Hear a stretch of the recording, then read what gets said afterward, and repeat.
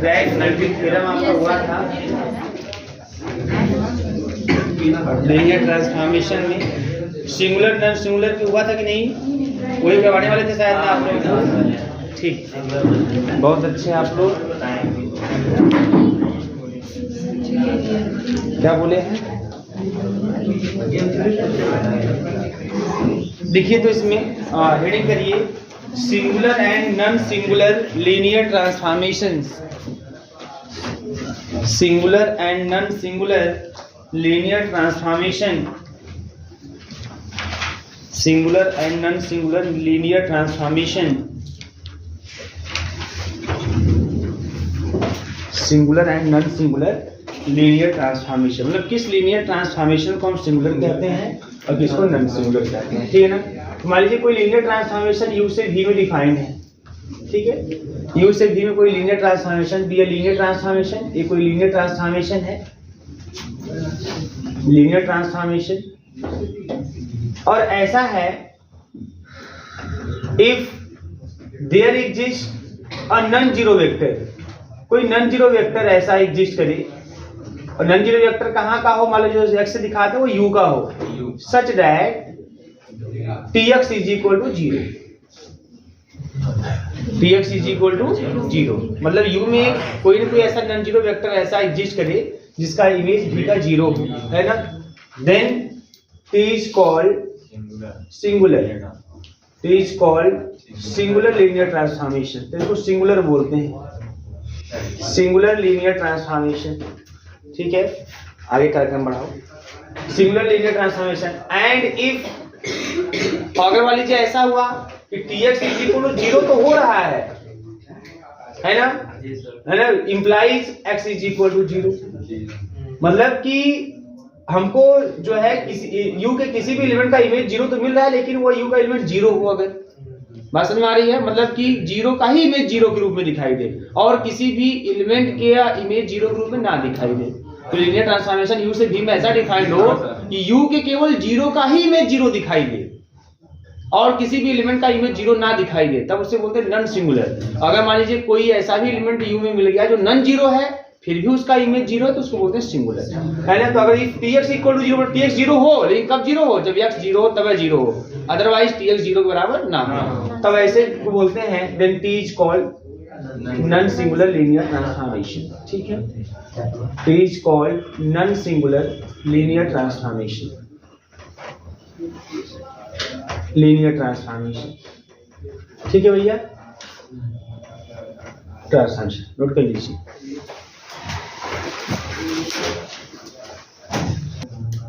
ये सब बहुत ही लिमिटेड टॉपिक होते हैं। जैसे आपका सिंगुलर नॉन सिंगुलर हो गया, इस पर एक दो थियरम, फिर इनवर्टिबल लीनियर ट्रांसफॉर्मेशन भी होता है, उस पर भी थियरम, है ना। ये सब एकदम लिमिटेड टॉपिक होते हैं, मतलब टॉपिक पढ़ना है एक दो थियरम, टॉपिक पढ़ना है एक दो थियरम, ऐसे वही में कहानी खत्म इनकी। ठीक है ना। तो अभी इनवर्टिबल वाले पे आप देखेंगे। इनवर्टिबल वाला जैसे आप इनवर्स ट्रिग्नोमेट्रिक फंक्शन पढ़ते हैं ना, एकदम उसी कॉन्सेप्ट पे बेस्ड आपका पूरा रहेगा। सबसे पहले लिखिए थियरम इसका, लिखिए जो सबसे इंपॉर्टेंट थियरम इसका। तो इसको मोस्ट कर देते हैं, अगले वाले खाली इंपॉर्टेंट बोलते हैं ना। देखिए अ लीनियर ट्रांसफॉर्मेशन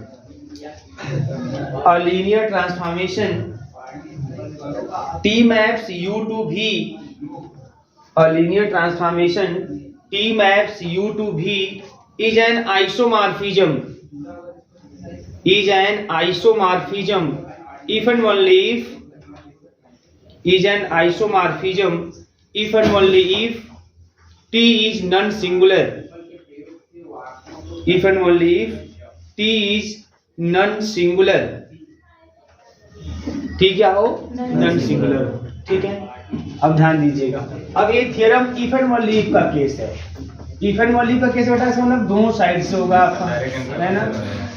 तो क्या कहां से कहां डिफाइन किया, कुछ किया है यू से भी, है ना। तो यहाँ पे गिवन है कि let T maps U to V be a linear transformation. ये तो सब में है, चाहे डायरेक्ट पार्ट सॉल्व करें चाहे कन्वर्स, टी हमारा लीनियर ट्रांसफॉर्मेशन है। ठीक है ना, B a linear transformation, linear transformation, ये आपका लीनियर ट्रांसफॉर्मेशन है। अब इसके बाद आप इसमें मान लेंगे पहले पार्ट में let T be an isomorphism. T क्या है, आइसोमॉर्फिज्म है। आइसोमॉर्फिज्म, दैट इज टी क्या है, T is 1 1 onto and homomorphism ये है। पहले पार्ट में ये मान लेते हैं बेटा टी जो है वो आइसोमॉर्फिज्म है ना, और जो आइसोमॉर्फिज्म वही मैपिंग होती है जो 1 1 होती है, onto होती है, और होमोमॉर्फिज्म होती है, homomorphism. Then we have to show that, तो हमें क्या शो करना है, we have to show that T is क्या, नॉन सिंगुलर, आपको यह शो करना है। T नॉन सिंगुलर का मतलब आपको क्या शो करना है, हाँ नॉन सिंगुलर मतलब यह शो करना है कि Tx 0 तभी होगा जब x 0 होगा, ये आपको शो करना है, ठीक है ना। अच्छा, since T is an isomorphism, बेटा T आइसोमॉर्फिज्म है, आइसोमॉर्फिज्म है, इसका मतलब T आपका 1 1 है, onto है, और होमोमॉर्फिज्म।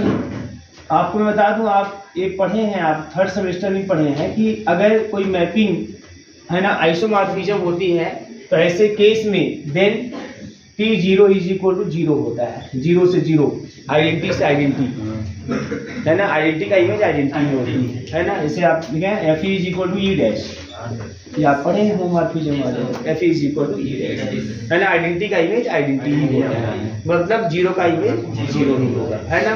तो इसका मतलब देन कंसिक्वेंटली इसी के निष्कर्ष रूप में आपको यह भी मिल जाएगा, अगर T0 इक्वल टू 0 समझते हैं, इसका मतलब यह हो गया कि Tx 0 तभी मिलेगा जब x इज इक्वल टू 0। अगर मैपिंग आइसोमॉर्फिज्म होगी तो 0 का ही इमेज केवल 0 होगा, इसका मतलब कि किसी भी एलिमेंट x का इमेज 0 आपको तभी यहाँ दिखाई देगा जब वो x क्या होगा, 0 होगा, ये होगा आइसोमॉर्फिज्म की सहायता से। तो आइसोमॉर्फिज्म है तो ये चीज होल्ड करेगा, इसका होल्ड करने का मतलब है कि 0 का ही इमेज केवल 0 होगा और किसी भी एलिमेंट का इमेज 0 नहीं होगा, ये आइसोमॉर्फिज्म प्रॉपर्टी से। और जैसे ही यह हो गया वही चीज नॉन सिंगुलर भी कहता है कि अगर किसी भी एलिमेंट का इमेज 0 हो तो तभी 0 जब वो x 0 हो, तो काम हो गया हमारा, ठीक है ना। तो ये सीधे काम खत्म। फिर कन्वर्सली बात करते हैं, ठीक है। कन्वर्सली में हम क्या मानेंगे बेटा, let T be a non singular, मान लेते हैं T जो है नॉन सिंगुलर लीनियर ट्रांसफॉर्मेशन है, नॉन सिंगुलर लीनियर ट्रांसफॉर्मेशन, ठीक है, non singular linear transformation, linear transformation, ठीक है ना। अच्छा, कोई linear transformation non singular linear transformation है, then we have to show that, हमें क्या शो करना है, हाँ, then we have to show that क्या, T is an isomorphism, T is an isomorphism का मतलब क्या शो करना है, T इज 1 1 एंड onto, बस।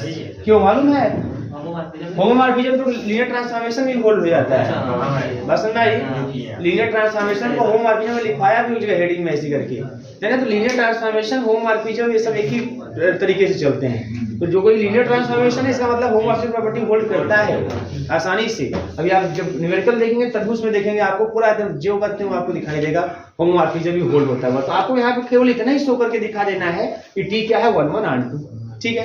अब किसी को 1 1 onto, अच्छा एक चीज आपके पास देखी है कि T हमारा नॉन सिंगुलर लीनियर ट्रांसफॉर्मेशन है आपके पास है, इसका मतलब किसी भी एलिमेंट का अगर इमेज 0 है तो वो 0 होगा, वो एलिमेंट 0 होगा, ये आपके पास है। और उसी की हेल्प से शो करके दिखा देना है कि T क्या होगा, 1 1 और onto होगा। 1 1 onto कैसे दिखाते हैं आपको पता है, हम लोग तेज ये है, कैसे दिखाते हैं, है ना। तो 1 1 onto रिलेट कर लेते हैं, दो एलिमेंट के इमेज से, दो एलिमेंट के इमेज सेम नहीं लेते हैं, अगर सेम इमेज लेते हैं, अगर एलिमेंट भी सेम आते हैं तो T इज 1 1 बोलिएगा, तो यहां से क्या मिल जाएगा, Tx माइनस का Ty ट्रांसफर कर दें इज इक्वल टू 0, तो यहां से क्या हो जाएगा आपका, अच्छा अब T x माइनस का y हो जाएगा इज इक्वल टू 0। ऐसे कैसे हो गया, क्योंकि है ना T हमारा लीनियर ट्रांसफॉर्मेशन है ना, सिंपल लीनियर ट्रांसफॉर्मेशन है। लीनियर ट्रांसफॉर्मेशन हमने पढ़ा है कि f alpha plus beta is equal to f alpha plus f beta, बात समझ में आ रही है। तो इस तरीके से तो Tx माइनस का Ty is equal to Tx minus y common कर लेंगे, बस समझ में कोई समस्या इसमें नहीं है, ठीक है। अब यहां से क्या हो जाएगा इस तरीके से, अब चूंकि जो T है वो नॉन सिंगुलर है, टी जो है वो नॉन सिंगुलर है, और जो नॉन सिंगुलर होता है अगर उसमें किसी एलिमेंट का इमेज जीरो दिख गया तो एलिमेंट खुद जीरो होगा। तो यहाँ देखो x माइनस वाई का इमेज जीरो दिख गया है ना, इसका मतलब कि x माइनस वाई जीरो होगा, क्योंकि टी नॉन सिंगुलर है। नॉन सिंगुलर का मतलब यही है, किसी एलिमेंट का अगर इमेज जीरो है तो एलिमेंट खुद जीरो होगा। बात समझ में आ रही है? तो यहाँ से क्या मिल जाएगा, x is equal to Y. तो आपने सेम इमेज लिया, आपने सेम एलिमेंट पा लिया है ना, विच इंप्लाइज टी इज क्या 1। नोट कर लीजिए पहले इतना, फिर आगे एकदम इजी है, कोई दिक्कत नहीं है जी। अब टी आंटो की बात करते हैं, और देखिए वो कैसे दिखाते हैं यहाँ पे। अच्छा, चूंकि यहाँ जो मैपिंग है वो डिफाइन तो है नहीं कि नहीं टी एक्स बराबर एक्स स्क्वायर या टी एक्स बराबर एक्स प्लस वाई, ऐसा कुछ डिफाइन तो है नहीं। तो मैपिंग डिफाइंड है नहीं, तो मतलब इसका मतलब कि आप मैपिंग के थ्रू समझा नहीं सकते कि देखिए ये यहाँ पे इमेज है तो ये कहीं न कहीं से वहाँ से संबंधित होगा, ऐसा कुछ आप कर नहीं सकते। ठीक है, तो अब आपको यहाँ पे कुछ जनरल बातें, कुछ यूनिक बातें करके इसको आपको दिखाना होगा। तो यहाँ पे हम लोग ने दिखाया किस तरीके से, है ना। जो आप ये भी जानते हैं कि अगर कोई मैपिंग ऑनटू होती है तो उसका जो कोडोमेन होता है रेंज के क्या होता है, बराबर होता है। ठीक है, तो मैपिंग यहाँ का क्या है, देखिए मैपिंग जो है, since T maps U to V जो लीनियर ट्रांसफॉर्मेशन है, ये लीनियर ट्रांसफॉर्मेशन है, तो इसमें जो डोमेन है ना, वो आपका यू है, और कोडोमेन जो है आपका वो भी है। बात समझ में आ रही है? हम अच्छा, अब चूंकि ये दोनों वेक्टर स्पेस हैं, ये दोनों वेक्टर स्पेस हैं, चलिए इसके बेसिस को कंसिडर करते हैं। तो लेट कर लेते हैं कि B1 is equal to x1 x2 x3 dot dot xn with the basis of u। कोई ना कोई बेसिस इसका होगा, ऐसा हम मान लेते हैं, with the basis of u। ठीक है, एंड इसी अकॉर्डिंग v का भी मान लेते हैं। अच्छा, जो v का बेसिस है उसमें कैसे एलिमेंट होंगे, जैसे v में एलिमेंट होंगे। v में किस प्रकार के एलिमेंट होंगे, है ना। तो v में जो एलिमेंट है आप कुछ इस तरीके से लीजिए, जैसे u के एलिमेंटों का इमेज आपको v में मिलेगा, तो हमें जो v का जो बेसिस मान रहा हूं उसको ऐसे ले रहा हूं, tx1 है ना, tx2 ऐसे करके डायरेक्ट डॉट txn, ये ऐसे मान ले रहा हूं, खाली कुछ है नहीं विशेष, with the basis of v। अगर हम इसको v का बेसिस मान, कुछ ना कुछ होगा, हमने ये मान लिया, किसी को भी मान लीजिए, कोई समस्या नहीं। अगर इसको हमने v का बेसिस मान लिया, देन अगर हम कोई एलिमेंट ले लें, देन लेट कर लें अगर कोई y belongs to v, then इसका मतलब ऐसे केस में y कैन बी एक्सप्रेस्ड, और अगर y अपने v का एलिमेंट मान लिया तो जो y है वो v के बेसिस के एलिमेंटों के लीनियर कॉम्बिनेशन में देखा जा सकता है। Then y can be expressed as a linear combination of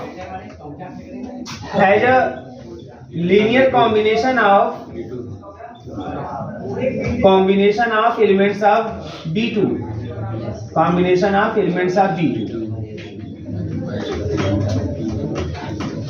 B2 के एलिमेंटों के लीनियर कॉम्बिनेशन रूप में देखा जाएगा, है ना।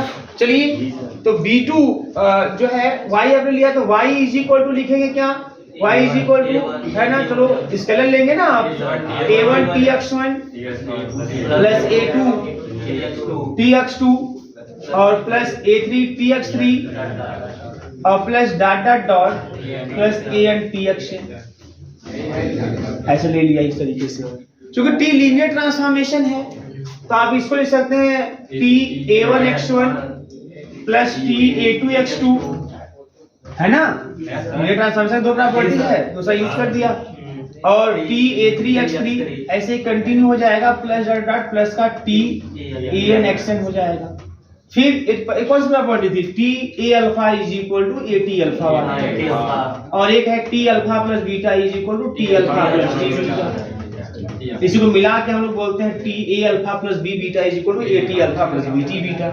तो अब इस तरीके से इस t को बाहर कर लीजिए, सबको ऐड कर लीजिए, a1 x1 plus a2 x2 plus data dot plus का an xn। बात समझ में आ रही है, an xn। अच्छा, जो बेटा x1 x2 x3 xn है, ये b1 का एलिमेंट है। b1 जो है वो u का बेसिस है। अगर b1 u का बेसिस है तो इसका मतलब कि जो b1 में एलिमेंट है वो u के भी एलिमेंट है। बात समझ में आ रही है ना, मतलब क्योंकि x1 से लेके जो xn तक आपके एलिमेंट हैं, ये b1 के एलिमेंट है। तो नो डाउट अगर B1 के एलिमेंट हैं तो X1 से लेके जो X2 से XL तक के जो एलिमेंट हैं ये U के भी एलिमेंट होंगे, क्योंकि बेसिस जो होता है और जिसका बेसिस होता है उसका सबसेट होता है ना, तो ये एलिमेंट U के भी होंगे। अच्छा, U वेक्टर स्पेस है, U वेक्टर स्पेस है, तो वेक्टर स्पेस है तो फिर कोई स्केलर लेके आप मल्टीप्लाई करोगे तो ये जो रिजल्ट होगा A1x1 प्लस A2x2 है ना, ऐसे करके आप सबको जोड़ दो तो ये भी रिजल्ट U में बिलोंग करेगा। बात समझ में आ रही है भाई? देखो कोई अगर कोई V वेक्टर स्पेस है तो एक एलिमेंट आप V से ले लीजिए, एक स्केलर ले लीजिए, तो ऐसा वाला रिजल्ट भी V में मिलेगा अगर V वेक्टर स्पेस है। तो बताया गया आपको, तो अगर x1 जो है वो U का एलिमेंट है तो चलो एक स्केलर A1 ले लो, तो A1 x1 भी U में आना चाहिए अगर U वेक्टर स्पेस है तो। U वेक्टर स्पेस सही है, मैपिंग U से V में डिफाइंड है, लीनियर ट्रांसफॉर्मेशन है, वेक्टर स्पेस में डिफाइंड होती है, तो A1 x1 भी U में होगा, A2 x2 भी U में होगा, A3 x3 भी U में होगा, इस तरीके से, और इस तरह से AN xn भी U में होगा। और U वेक्टर स्पेस है तो क्लोजर प्रॉपर्टी भी होल्ड करेगा विद रिस्पेक्ट टू एडिशन, तो सबको जोड़ेंगे वो भी U में बिलोंग करेगा। इसका मतलब कि जो Y है ना, जो Y है इस तरीके से Y U के किसी एलिमेंट के इमेज के रूप में दिख रहा है आपको। अगर यहाँ से देखें एक कहाँ का एलिमेंट है, ये U का एलिमेंट है। अगर देखें ना यहाँ लिखे यहाँ पे ये U का एलिमेंट है, तो अगर ये बेटा U का एलिमेंट है तो इसका मतलब Y जो है वो T और समथिंग U का एलिमेंट, इसका मतलब Y U के किसी न किसी एलिमेंट का इमेज है। इसका मतलब Y जो होगा that belongs to RT। Y कहाँ बिलोंग कर जाएगा? RT, रेंज स्पेस में। रेंज स्पेस में कौन आता है? रेंज स्पेस में U के एलिमेंटों के इमेज आते हैं, बताया कुछ लेक्चर में। रेंज स्पेस में U के एलिमेंटों के इमेज आते हैं, तो यहाँ से ये U का ही एलिमेंट है, उसका इमेज कौन आ गया? Y। तो अगर उसका इमेज Y हो गया तो इसका मतलब Y कहाँ बिलोंग करेगा? RT में। Y आपने माना कहाँ पे था? V में। Let Y belongs to V। आपने पा कहाँ लिया? Y बिलोंग्स टू RT में। Therefore, अगर Y आपने V में माना, बात नहीं, Y अगर आपने V में माना और Y को आपने RT में पा लिया, इसका मतलब V is the subset of RT। कोई भी, ये सेट का नियम है। अगर कोई एलिमेंट आपने A में लिया और फिर उस एलिमेंट को आपने B में पा लिया, इसका मतलब ये तभी हो सकता है जब A is the subset of B होगा। तो अगर आपने Y V में लिया और इस लाइन से हो गया कि भाई Y जो है U के किसी न किसी एलिमेंट का इमेज है, इसका मतलब Y जो है वो रेंज स्पेस में भी जाएगा, इसका मतलब Y बिलोंग्स टू RT। इसका मतलब यह है कि V is a subset of RT, है ना। बट आप ये जानते हो, बट वी नो दैट कि जो रेंज स्पेस होता है ना, it is the always subset of codomain. मतलब भी फिक्स है, रेंज स्पेस इज अ सब स्पेस। किसका सब स्पेस? V का। और नल स्पेस इज सब space of U। Range space हमेशा कोडोमेन का होता है, और रेंज स्पेस हमेशा जो है रेंज स्पेस हमेशा कोडोमेन का होता है, नल स्पेस हमेशा डोमेन का सबसेट होता है, या तक कि सब स्पेस बनाता है। ये आपने थ्योरम भी किया हुआ है, तो ये चीज समझ में करते हैं। इक्वेशन नंबर 2 दोनों को मिला लें अगर आप, तो from equation first and second में मिला देंगे आप लोग इक्वेशन फर्स्ट एंड सेकंड, तो आपको मिल जाएगा V is equal to RT। मतलब अगर रेंज स्पेस कोडोमेन के बराबर आ गया तो ऐसा तभी होता है जब मैपिंग ऑनटू होती है। अगर किसी मैपिंग में रेंज अगर कोडोमेन के बराबर हो जाए, इसका मतलब मैपिंग क्या? रेंज कोडोमेन के बराबर होने का मतलब समझते हैं क्या होता है? इसका मतलब ये होता है कि V का हर एक एलिमेंट इमेज है, V का हर एक एलिमेंट इमेज है, कोई एलिमेंट खाली नहीं है। V का हर एक एलिमेंट U के किसी न किसी एलिमेंट के इमेज के रूप में है, which implies T is onto. अब T11 है, ऑन2 है, लीनियर ट्रांसफॉर्मेशन है, मतलब होमोमॉर्फिज्म है ना, तो which implies T is an isomorphism. ठीक है भैया, छाप लीजिए। छापने आता है ना आप लोगों को? आप लोग दिवाली पे छापना भी इतना जगा लीजिएगा, ठीक है। Invertible linear transformation, invertible linear transformation.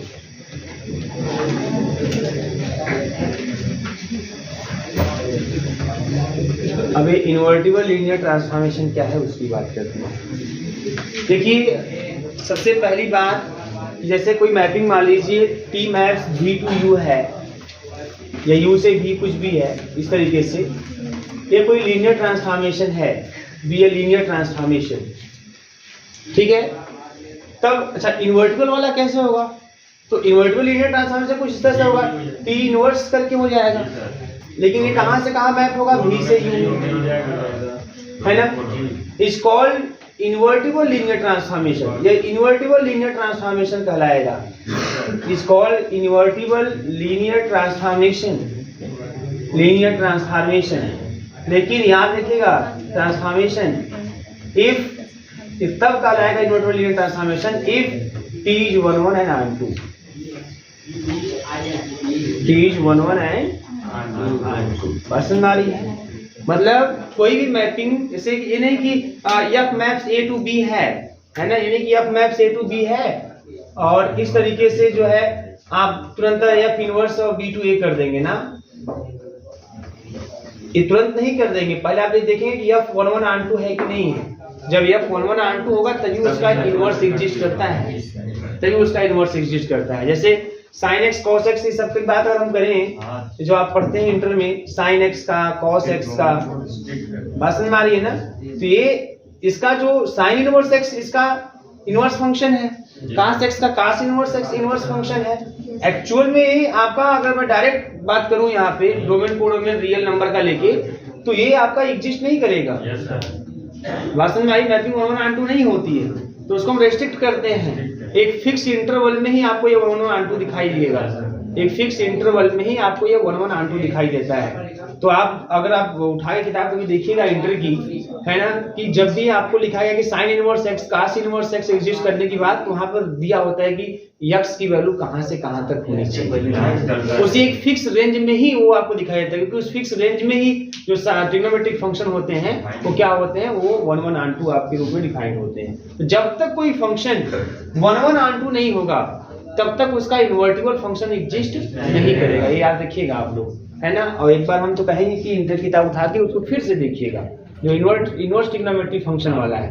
खाली सवाल मत लगाइएगा, उसकी पूरी लाइन को पढ़िएगा एक करके, है ना। वहां एकदम साफ एकदम स्पष्ट आपको सब कुछ मिल जाएगा कि इनवर्स फंक्शन एक्चुअल में कब होता है, कब नहीं होता है, कैसे होता है ना। और मुझे जहां तक पूरी उम्मीद है कि इंटर में पढ़ने वाले बच्चों को, है ना, कुछ नहीं पता होता है कि साइन एक्स है तो साइन इनवर्स होगा कि नहीं होगा, कोई पता नहीं है, वो खाली कर देता है, ये कर देता है, बट ऐसा नहीं होता है। एक्चुअल में तो इसका इनवर्स फंक्शन एग्जिस्ट ही नहीं करता अगर ऐसे छोड़ दिया जाए तो। कहीं से भी कहीं ऐसे फ्री आर से आर में कर दिया जाए, मैपिंग डिफाइन कर दी जाए, तो ये एग्जिस्ट ही नहीं करता। जब एक फिक्स इंटरवल में रेस्ट्रिक्ट करते हैं तब जाके उसका इनवर्स फंक्शन एग्जिस्ट करता है। ये सब तमाम चीजें होती हैं, तो इसको थोड़ा देखिएगा आप लोग। अब यहाँ पे देखिए, अब यहाँ पे P maps U to V एक लीनियर ट्रांसफॉर्मेशन है, तो T इनवर्स मतलब उल्टा V से U में अगर कोई मैपिंग डिफाइन हो जाए तो वो इन्वर्टिबल लीनियर ट्रांसफॉर्मेशन कहलाएगा। लेकिन कब? जब ये T हमारा क्या हो 1 1 और R2। तो इसको नोट कर लीजिए, इस पे क्वेश्चन करा के आपको कुछ समझाते हैं और अच्छे से। लिखिए क्वेश्चन को, देखिए let T be a linear transformation, let T be a linear transformation on V3R, on V3R, on V3R, let T be a linear transformation on V3R defined by, ये डिफाइंड क्या हुआ है, defined by TABC is equal 3A, A minus B, 2A plus B plus C for every A, B, C belongs to V3R।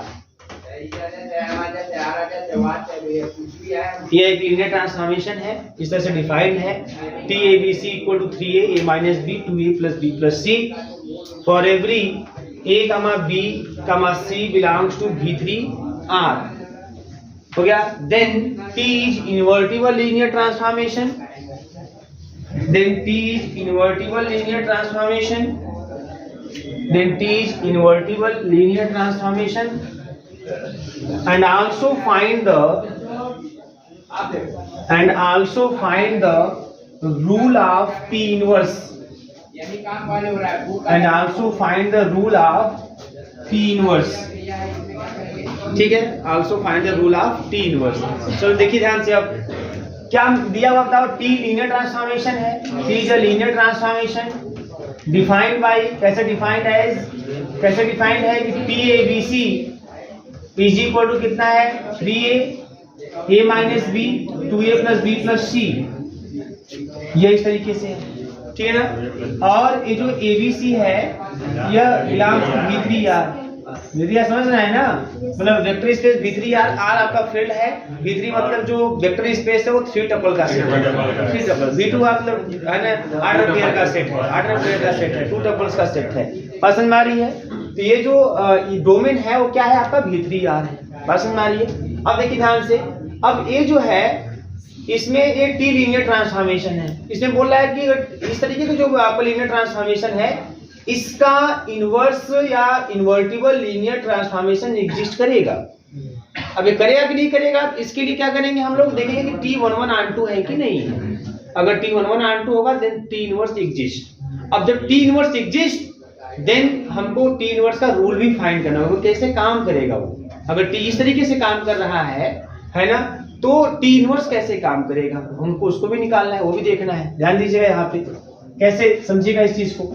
तो अब हमको देखना है T11 ऑन2 है कि नहीं है। तो लेट कर लेते हैं बेटा यहाँ पे A1, B1, C1 and A2, B2, C2 belongs to V3R। ये दो एलिमेंट हम V3R में ले लेते हैं, इनके इमेज को सेम मान लेते हैं, 1 दिखाना है ना, सेम इमेज सेम एलिमेंट के। तो TA1 B1 C1 बराबर ले लेते हैं TA2 B2 C2 और लास्ट में फिर रिजल्ट आ जाए A1 B1 C1 बराबर A2 B2 C2 तो काम आपका बन जाएगा। ठीक है, अब देखिए कैसे होगा। तो T जब काम करेगा A1 B1 C1 पे क्या रिजल्ट आएगा, 3A1 कामा A1 माइनस का B1 कामा 2A1 plus B1 plus C1 है ना, और इज इक्वल टू T जब A2 B2 C2 का कैसे काम करेगा, क्या आएगा इमेज के रूप में 3A2 कामा A2 माइनस का B2 कामा 2A2 प्लस B2 प्लस का C2, ये हो जाएगा। ठीक है ना। अब चूंकि देखो, अब आपको ये पता होना चाहिए कि ये जो 3 टपल है इस 3 टपल के बराबर है। ऐसा तब हो सकता है जब 3A1 बराबर 3A2 होगा, A1 माइनस का B1 बराबर A2 माइनस का B2 होगा and 2A1 plus B1 plus C1 is equal to 2A2 plus B2 plus C2 होगा। तो बराबर है, इसका मतलब कि फर्स्ट के बराबर होगा, सेकंड के, थर्ड। ऐसा तभी हो सकता है। बात क्लियर है ना, इसमें कोई दिक्कत नहीं होनी चाहिए भाई। यही ना होगा 2 3 4 है, अब ये ऐसे 3 टपल के बराबर हो तो ये भी 2 3 4 तब बराबर होगा। ये दोनों सेम होने चाहिए, ये दोनों सेम होने चाहिए, करेस्पॉन्डिंग एलिमेंट है। समझ में आ गई बात। तो इस तरह का अगर होता है तो आप बोलेंगे तब भाई वो आपका जो 3 टपल है ऑर्डर पेयर वो सब सेम आता है। अच्छा, ऑर्डर पेयर में क्वेश्चन लगाए भी हैं, ऐसे 2 ऑर्डर पेयर, एक में x y करके दे देगा, दूसरे में नंबर दे देगा, बोलेगा find the value of x and y। तो ऐसे ही करते हैं, तो फर्स्ट को फर्स्ट के बराबर, सेकंड को सेकंड के बराबर निकाल के सॉल्व कर लेते हैं, कभी कुछ इक्वेशन बन जाती है। अच्छा, जब ऐसा हो गया बेटा दोनों बराबर हो गए तो फर्स्ट के बराबर, सेकंड के, थर्ड के बराबर। तो 3A1 बराबर 3A2, इसका मतलब A1 बराबर A2 हो गया। क्लियर। अच्छा, अब A1 बराबर A2 यहाँ रख दो, तो A1 बराबर जैसे A2 करोगे A1 से A2 कट जाएगा, दोनों बराबर हो जाएगा। तो माइनस का B1 बराबर माइनस का B2 मतलब B1 बराबर B2 भी मिल जाएगा। क्लियर। अब बेटा जब यहाँ पे आप A1 की जगह पे A2 रखोगे तो 2A1 बराबर 2A2 कट जाएगा, B1 के स्थान पे B2 रखोगे तो B1 बराबर B2 हो के कट जाएगा, तो बचेगा C1 बराबर C2। तो हमको रिजल्ट मिला कि A1 A2 के बराबर है, B1 B2 बराबर, C1 C2 बराबर। अगर ऐसा है तब ये भी कंफर्म है कि भैया A1 B1 C1 भी बराबर होगा A2 B2 C2 भी। क्यों बराबर होगा? क्योंकि A1 A2 के बराबर है, B1 B2 के बराबर, C1 C2 के। तो हो गए सेम इमेज सेम एलिमेंट के, है ना। इसका मतलब मैपिंग 1 1, 10 T इज 1 1, इसका मतलब जो T है ये 1 1 है, T इज 1 1। क्लियर है। ऑन2 की बात करते हैं, ऑन2 तो बहुत ही सिंपल है ना। क्यों? क्योंकि जो मैपिंग डिफाइंड है आप देख रहे हैं, जो इमेज के रूप में आपको दिख रहा है a minus b 2a plus b plus c, तो कहीं ना कहीं से abc से तो संबंधित है। बात समझ में आ रही है। तो since t is a linear transformation defined on V3R। अच्छा, आप समझते हैं, आपको जैसे लिखता है V3R और पूछे कहां से कहां डिफाइंड है, तो कहां से कहां डिफाइंड बताओ। V3 to R है T मैक्स V3R से V3R में ही ये लिखने का तरीका होता है। अगर खाली लिखा है कि defined on V3R, defined on V, defined on V2R, तो इसका मतलब कि डोमेन भी और कोडोमेन भी दोनों वही है। बात समझ में आ रही है, दोनों वही, मतलब ये भी 3 टपल, ये भी 3 टपल। बस हमें लीनियर ऑपरेटर की तरह है पूरा एकदम। Yes, sir. ठीक है। और अगर अलग अलग रहते हैं वेक्टर स्पेस, एक वेक्टर स्पेस से दूसरे वेक्टर स्पेस में डिफाइंड है तो बोलेगा कि यू से वी में, वी से यू में। अगर खाली बोलता है defined and V to R या डिफाइंड एंड वी खाली बोल दिया, इसका मतलब mapping T maps V to V. Defined and U बोल दिया, इसका मतलब T maps U to U. ये लिखने का तरीका होता है उसके, है ना। तो लिखा है डिफाइंड एंड V3 इसका मतलब T maps V3 R to V3 R. तो अब इसका मतलब कि जो एलिमेंट यहाँ है वही एलिमेंट आपको यहाँ मिलेंगे, सेम टू सेम। तो अगर कोई भी ऐसा एलिमेंट लेते हैं तो अच्छा, डायमेंशन कितना होगा? डायमेंशन ऑफ V3R कितना होगा? ये 3 होगा। 3 होगा। इसके बेसिस में नंबर ऑफ एलिमेंट बात समझ में आ रही है। अच्छा, अब ध्यान दीजिए यहाँ पे देन एनी, कोई भी आप या फॉर एवरी, कोई भी अगर आप 3a comma a minus b और 2a plus b plus c अगर आप लेते हैं, कहाँ पे लेते हैं, है ना, बिलोंग्स टू V3R, कोई भी इस तरह का लेते हैं, 3 टपल लेते हैं, कोई भी इस तरह का 3 टपल लेते हैं तो कहीं ना कहीं किससे संबंधित है? ABC से संबंधित है। तो बोलेंगे then there exist a comma b comma c, ये भी कहाँ पे belongs to V3R, such that T ABC is equal to 3a, a minus b, 2a plus b plus c, है ना। then T is onto। Class में onto के लिए वो विशेष करने की जरूरत नहीं है, ये जो भी दिखाई दे रहा है वो कहीं ना कहीं से, है ना, ABC से क्या है, संबंधित है। हाँ पूछो क्या कह रहे हो? डायमेंशन ट्रांसलेट कर दिए 3 इसका। डायमेंशन 3 V3 आया, मुझे डायमेंशन 3 है ना आएगा। वो कैसे हो गया? वो तो सभी बेहतरी बता रहे हैं कि सर इसमें भी जो एलिमेंट टपल हाँ हाँ, कितने एलिमेंट की तो नहीं बता रहा है इसमें। क्या नहीं बता रहा है? कितने एलिमेंट से बता, कहाँ से पता चलेगा? अच्छा, आप मैं आपको बताऊं, अगर कोई 3 टपल का कोई वेक्टर स्पेस है ना, ये मालूम है क्यों ये लिख दिया, उससे जरूरत इसको हमको नहीं लिखने की। नहीं, किताब में आप देखेंगे तो वहाँ लिखा रहेगा, आप लिखा कंफ्यूज होंगे, इसलिए मैं लिख दिया वहाँ पे। लेकिन ध्यान दीजिएगा यहाँ पे, अगर आपके पास कोई में वेक्टर स्पेस है तो उसमें 3 टपल का एलिमेंट है, 3 टपल है सब, उसके बेसिस में कितने एलिमेंट हो सकते हैं आप बताइए? उसको कितने एलिमेंट होंगे? जो बेसिस लेंगे सर 3 टपल्स का ही लेंगे ना सर जी। 3 टपल्स का ही लेंगे। हाँ, फिर कितने होंगे कितने? जो सर जी लिनियर, जो रिलेटिव और लाइव दोनों से थोड़ी बेसिस होगा। हाँ, तो क्या होगा, क्या हो सकता है? अब पता है dimension of R2R is equal to 2, dimension of R2R is equal to 2, dimension of R3R equal to 3, है ना, स्टैंडर्ड डायमेंशन ऑफ आपको लिखा गया था R4R। ये V3R मतलब क्या है? R3R टाइप का ही तो है ये। यहाँ पर बस नहीं, स्टैंडर्ड ले जाना है, लेकिन होगा उतने ही, है ना। किसी भी R3R का जो बेसिस होगा, है ना, बेसिस में नंबर ऑफ एलिमेंट 3 ही होंगे। बात समझ में आ रही है? ये चीज याद रखिएगा हमेशा। कोई भी आप ले लीजिए 3 टपल का सेट, 2 टपल का ऑर्डर पेयर का सेट आप ले लीजिए और उसका बेसिस आप देखिए, उसके बेसिस में 2 ही एलिमेंट होंगे, तभी वो एक्सप्रेस होगा ना। जैसे आप ऐसे देखिए यहाँ पे कोई भी ABC, ध्यान दीजिएगा यहाँ पे, किसी भी ABC को अगर आप लीनियर कॉम्बिनेशन के रूप में दिखाना है ना, तो 2 से काम नहीं बन पाएगा आपका, 3 तो आपको लेना ही पड़ेगा।